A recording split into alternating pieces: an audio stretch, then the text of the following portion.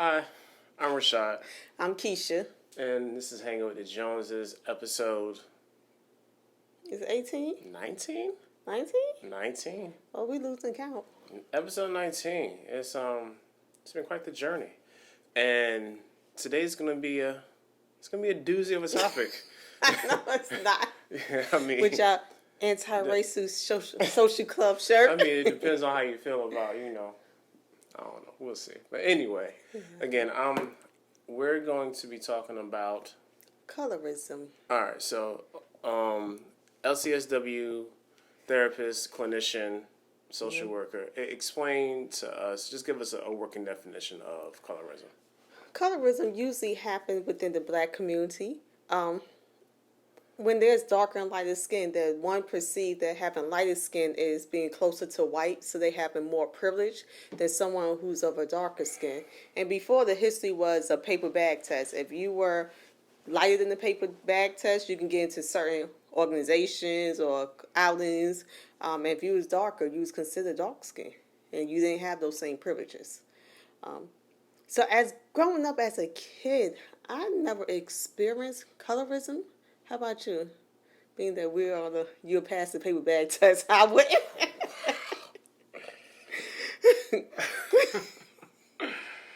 I don't think we're doing a good job of dispelling this notion right now. But have you experienced that growing up? Yeah, of course. How so? I mean, you gotta. And also, where I grew up is it's a weird. It's not a really weird place, but it's an interesting place. So Hereford County is a place where there's a lot of its own little melting pot. So me growing up, I was already like, that's because my grandma, she was half black, half Scott Irish. So a lot of people on my mom's side are like super, super light. Even though like my grandfather was like a stone dark black, West Indian guy. You know what I'm saying? So a lot of them are light. So like me being light was like nothing new. But where I grew up, it was like a lot of light skinned people. Yeah. And when I got older, I learned that it was just a lot of slavery. A lot of slavery, a lot of native and indigenous peoples kind of just having the sex together and making the kids. And there's a lot of people who are just like, have like, be like really, really dark skin, but have like super curly hair and like light eyes. It was like a lot of like, a lot of stuff like that. So for me personally, being lighter is definitely, you light skin, blah, blah, blah. It's a lot of like, just a lot of designation of who we are based on the pigmentation of our skin tone. And it really wasn't like a bad thing or a good thing, but it definitely wasn't a great thing to be super dark. You know what I'm saying? You learned that early. I mean, there was this couple of people in particular that I knew like was just consistently making fun of for being dark. And being young and dumb, we ain't know no better. We just laughed. You know what I'm saying? Like, and looking at it now, it's like, yo, like that was like Wrong. we were super wrong. Yeah. You know what I'm saying? And like just very, very, very ignorant. And those people might be those jokes, but they might be carrying around those jokes. I know, like just like 20, 30 years later, and still feeling the ramifications of being made fun of. So yeah, we was like, yeah, definitely. Like I know, like for me, because my whole like the way I am as a person is I'm pretty much the same, but just way more refined. Like I wasn't really out here trying to joke on people about them being dark or light skin. I thought it was kind of stupid. And then also your siblings, your family Yeah, is we're so we're all different like, hues of brown. Definitely, a lot of different shades of black going on in my family. So it was never really a thing for me. You know what I'm saying? Because like from my oldest to the youngest, we kind of run the shade from darkest to lightest. When I think about it now, it's kind of that's really funny. And so like that kind of it works out like that. So we was never out here like making fun of each other. Like I thought it was stupid, but like especially like if you was born in the '80s, like unlike right now, like light skin was a thing. So being light in our community was looked upon as an advantage. Exactly. And then, I read this article that actually, where a lot of people, Ahoskie had the highest population of black people who try to blend in as white. Yeah. Ahoskie, and I thought that was amazing that Ahoskie had the highest population of people trying to pass. So white passing. Yeah. Yeah. Pretty much. Yeah. And it's just weird. Like, I wasn't really made aware of a color issue until I became an adult.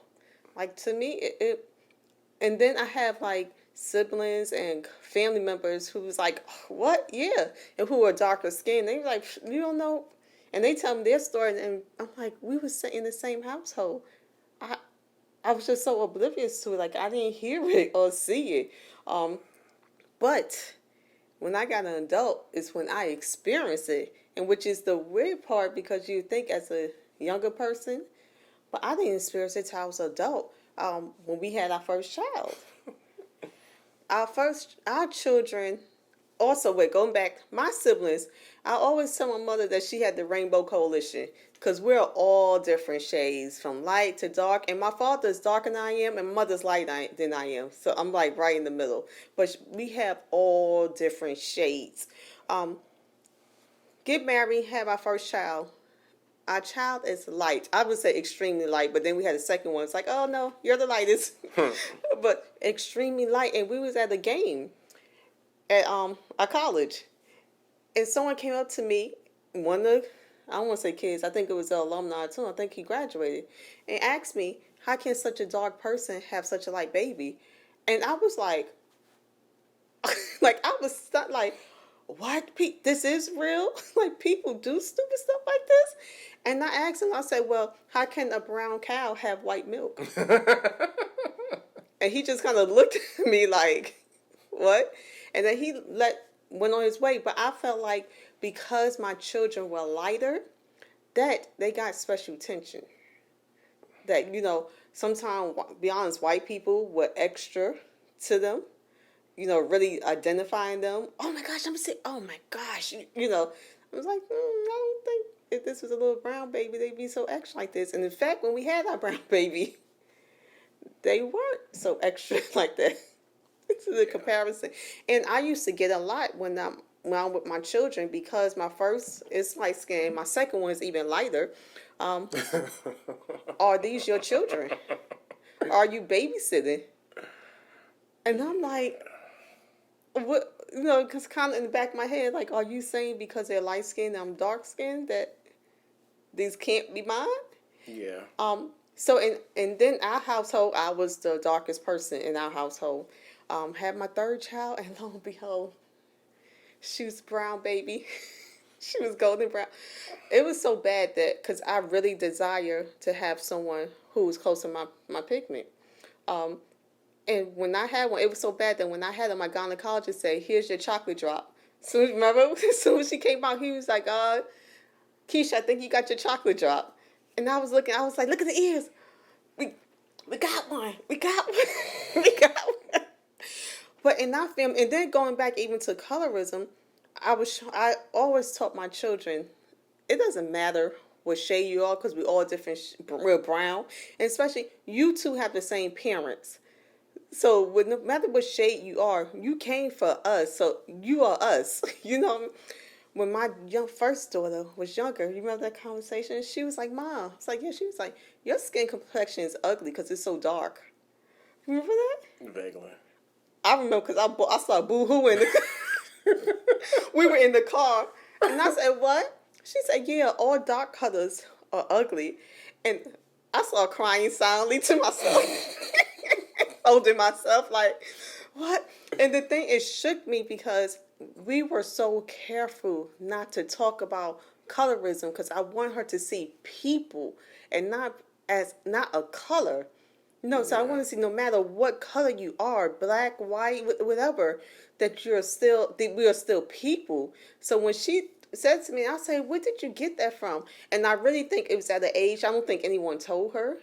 I think it was the age because she was started learning her colors. Yeah. She started learning her colors, so she just put that.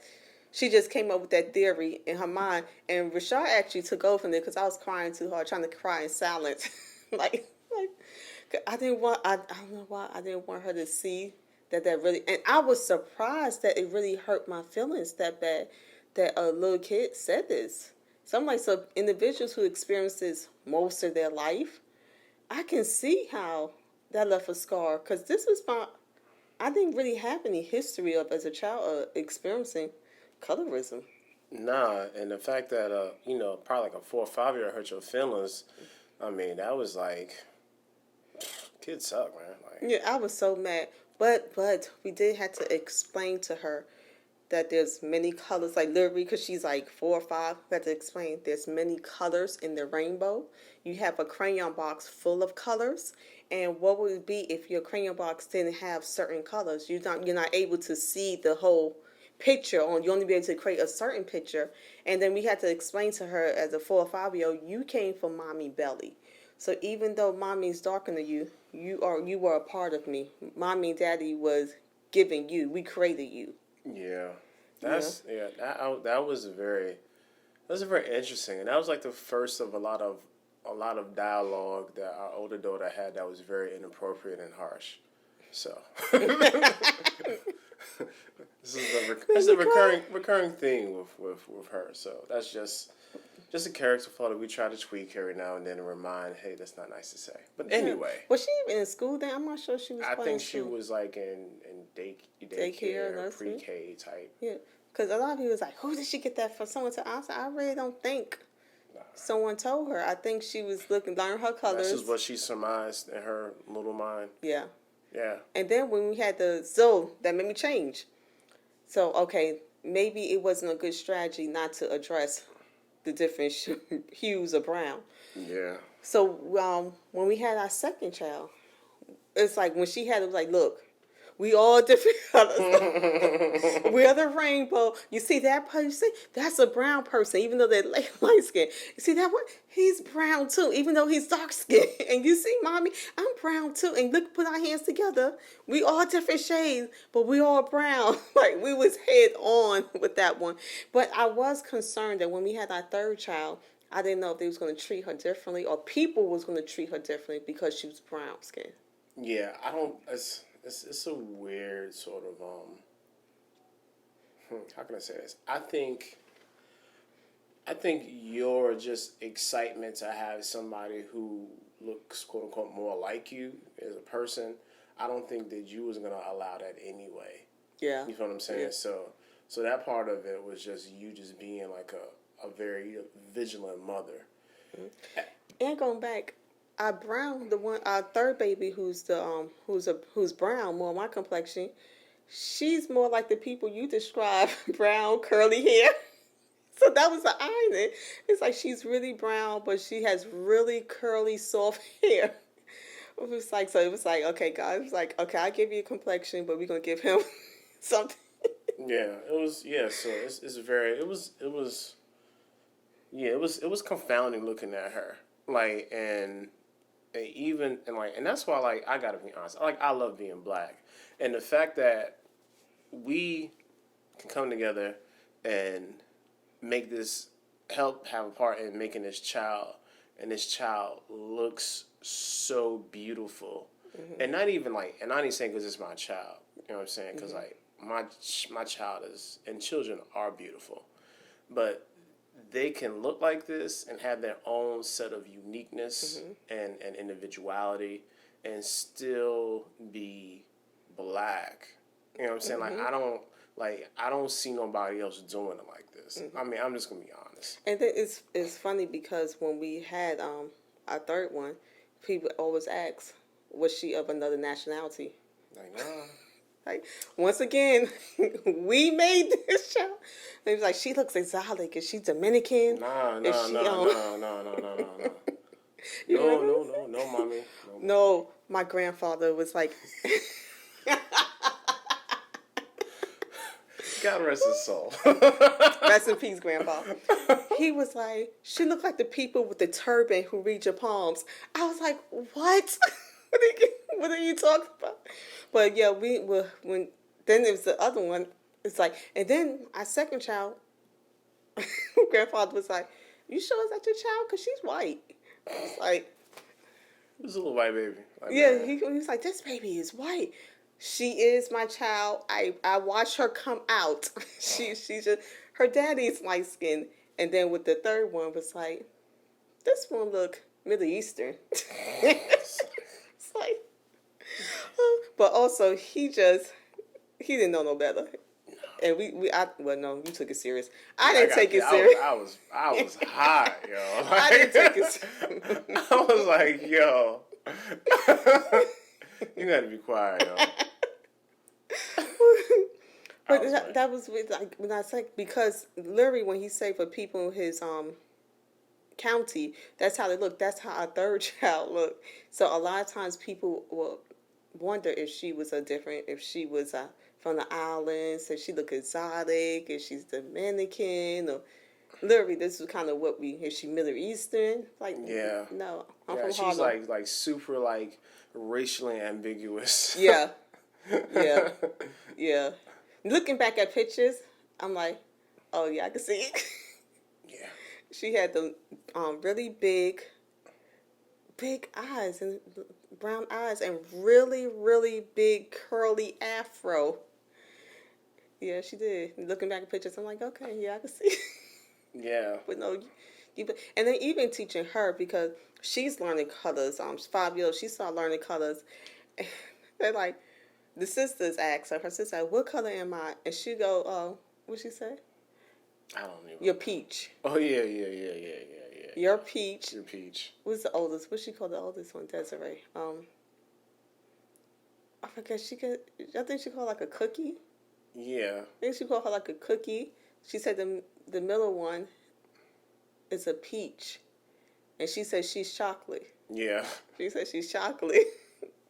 But even though she's saying that, and I said, well, what of all of us? And she goes, we're brown. She knows that we're still brown, even though we got a peach, a golden gram, and the China. These are her names. Yeah. So she knows we're brown. And the thing is, Madison, lightest one, she gets offended when people don't say that she's black. Have you noticed that? Yeah, and then she's going to the 6th grade. And I just gotta be honest, since because we're just so pro-black, like, that part of her identifies with blackness, black culture, mm-hmm. and whatever that looks like to her. Mm-hmm. And I'll just, PSA, there is no one way to be black. Like, yeah. Blackness is such a, is such a, like a, how can I put it? Being black is so immersive. There's some things that, of course, we all do that are very similar. There's some cultural things that we pick up on, but there is no one way to be a black person in America or a black person across the world. And then, I'm glad you said that, because even growing up, I was told you're not like the other black girls, because I didn't have thick lips. I had thin lips. So I was told, you ain't like the black girls who had thick lips. And I was really, really skinny. I didn't have a big butt. So being that I was told, and I agree with, but there's no one way. There's no body type that makes you black. There's no one way that makes you black. It's just the color of your skin. But even, looking back at it, I didn't focus on it then, but until you just said it. But it's like, I was considered not your typical black girl. Yeah, because I was skinny. Because even with that, because there's a lot of colorism that plays into like a lot of the common black tropes that we see, whether it be on TV or media or things that people kind of perpetuate. So, for example, like being light skinned right now is, especially if you're a light skinned man, it's like synonymous with being soft. So even if somebody does something stupid, or like we out here, being emotive, they say, stop acting light skinned. Really? Yes. That's definitely that's definitely a thing. See, I told you, I went on the experiment. Or even because think about culturally, in media, who's the most light skinned person out right now? It's Drake. Drake always be out here singing and crying and like talking about how he feel and all this other nonsense like that. So then they was like, "Oh man, you out here acting like Drake. Oh, stop being light skinned." And I don't see that as a weak thing. That's crazy. Just because a man is in touch with his feeling doesn't mean he's less of a man. Yeah, or even if you make a like you pose for a picture, like, oh, you making a light skinned face. So like That's sad. It's funny, to be honest. It's So sad. stuff like that kind of gets like, it gets almost it's just another form of it, but it's just like we making fun of people. It's just being normalized. It's just different generation. So like I would definitely look at all these things as part of my experience when dealing with colorism, because I don't. Again, like I said, back in my day, it was cool to be light skinned. Even look at like who was being promoted, who was being looked upon. You know what I'm saying, 80s is a bunch of light skinned dude on record album covers and all that. Now you shift to that, like it's cool to be, if you're a man, it's cool to be a dark skinned man. You know what I'm saying? Like you got to look at who's, especially like in media, like who's out here really doing stuff. It's a lot of like darker skinned brothers who are actually being in the forefront doing things, and that's the symbol of blackness. And then even going back, I'm going to explain to, if you never heard the term colorism, it started off with slavery, because if you were lighter, you stayed in the house with master, but if you're darker, it was assumed that you can endure the heat more, so you were in the field. However, you were both slaves. Yeah. And then sometimes just because you're in the house, it led you to, you were getting abused most because you were right there. But either way, slavery wasn't fine for whether you was light skinned or dark skinned, you were still slaves. Yeah, your plight was the same. You right. Know what I'm saying? So like the methods may be different, but you still was a slave and not looked upon. Yeah, you still being owned, you still being raped, you still being beaten, you still being abused. You still the nursing. You still a wet nurse, you still being mutilated. You know what I'm saying? So there's a lot of the wide aspects of a picture of what slavery was can't be minimized by whether you in a house or you in a field, which is stupid. Which was, especially if it's derived by someone who was trying to have power and force and abuse. Yeah. Why are we taking over and allowing ourselves to be abused? Exactly. Like, and even like the whole, like, when it comes to like dark skinned people, like from that aspect of like, they tried to propagate the whole narrative of the lazy Negro. You know what I'm saying? And the lazy Negro always associated with somebody that was of darker skin, that was, all of a sudden like, we not doing no work, which is like the most erroneous thing. They did the work. They did all the work. Yeah. You know what I'm saying? They put in, even after slavery was over, when they was out here sharecropping, still doing the same work for no money. You know what I'm saying? So like, Listen. And then even kind of veer off a little bit, but it's the same. Out of even the colorism now this good hair, bad hair thing. Yeah, that's definitely like the subculture of colorism. And I even heard, was like, girl, your hair's so nappy. I've heard that, like, you had bad hair. It's like, you just wait till getting straightened or wait till you get older, put a perm in there or something. Hey, but we teach our daughters so different. And because, even though our two daughters are light skinned, like we said before, our third daughter is the one that sometimes people would classify as good hair. In this house, that term is not allowed. Everyone has good hair because it's your hair. So it doesn't matter if it's curly, wavy, it's a 4C, 3C, 1A, it doesn't matter. If it grows out your hair, and because you're considered good by the Lord, your hair is good. Amen. You got good hair. So that's one thing. Now, sometimes I hear my children say, I wish I had hair like the baby. And I said, why? Why? Because it's just so easy to manage. No, it's not. It's not easy to manage. Your hair is actually easier to manage than hers. Yeah. She go outside and it's a moist day. Her hairdo is gone.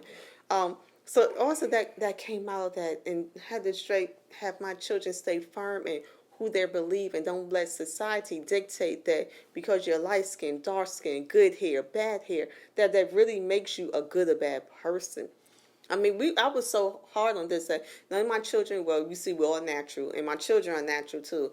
But also, I didn't allow them to put any additional hair, like extensions, or I didn't allow them to do anything to their hair until they was confirmed. I felt like they was comfortable in their skin. And we don't celebrate Christmas, but we used to get Christmas lists saying, I want a weave for Christmas. Like, I was like, what was a weave for Christmas? Both of them did that. And they were at like points. 10. Like, We all want a weave. Yeah. Like, fam, you in the 4th grade. Right, We're not getting no weave. No weave. But we're saying that, but how many people had weaves? Yo, like, you know. I mean, little kids ain't. You know, I used to work in the school, like on the elementary level. Ridiculous. Remember, went to nursery school and one girl had a perm in her hair and the glue in her hair? Oh my God. Yeah. So we know, so they saw because other people were wearing, but I didn't feel comfortable. Like now they wear braids and stuff, but that's only because I wanted to make sure they was okay with who they are.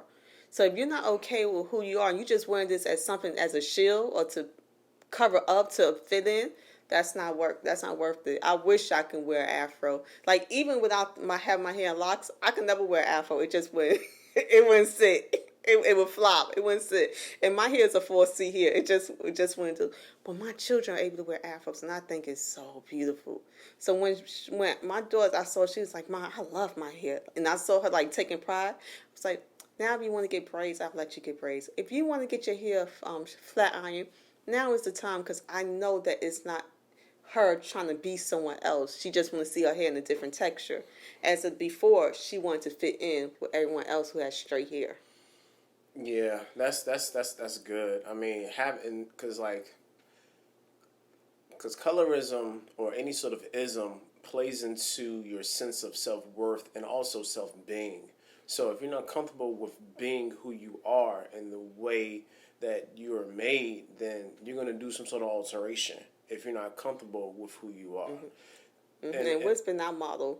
I'd rather blow you up. It's easier to deflate you than it is to have to blow you up. So I want their self-esteem, which they are, maybe too much. Their self-esteem is so high, but it's like we say, it's easier to deflate you than it is to have to keep pumping you up. Yeah. So their self-esteem are really, really high. With them, I don't hear anything about colorism. They just like...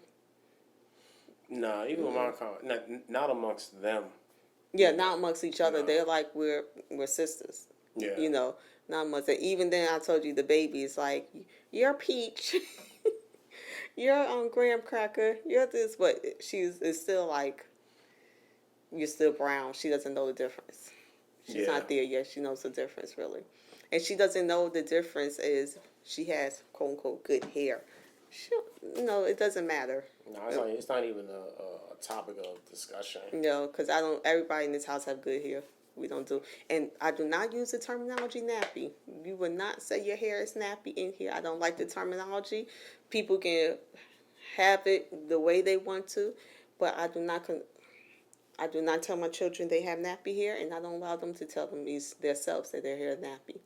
Nah, because nappy is one of those terms that, like, unless you want to, like, use it as some sort of, like, term of endearment, then it's always going to be like a negative connotation. Mm-hmm. So I know some people have, but like I'm cool on that. It's because like, yeah, it's just not a good look. Yeah. So going back, like I said, like growing up as a kid, I never heard of colorism. That wasn't my experience. You pretty much back then, you just got teased for whatever you was. You know what I mean? So since I had long legs, I got teased for having long legs and being skinny. Or not having thick lips. Those are the things I kind of got teased from, but never my skin color. However, some people I grew up with, they got teased for their skin color. And don't get me wrong, I heard people the N-word, and I heard darky and all that type of stuff. But I didn't know colorism then, and also we all got teased and called by whatever your attributes were that day. That's what you got. That's what you're getting teased. That's what you got teased from. It wasn't until I had the first child and someone asked me, how can such a dark person have such a light baby? And it was an adult. It wasn't a kid. I was like, and you went to college.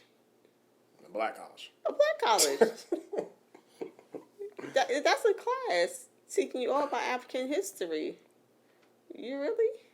Yeah, people are stupid. Let's wrap this up. I think we had a good discussion. I would definitely, especially if you have kids like we do, or you have like nieces and little cousins, like definitely start to tell them, like, regardless of their shade, man, y'all still black.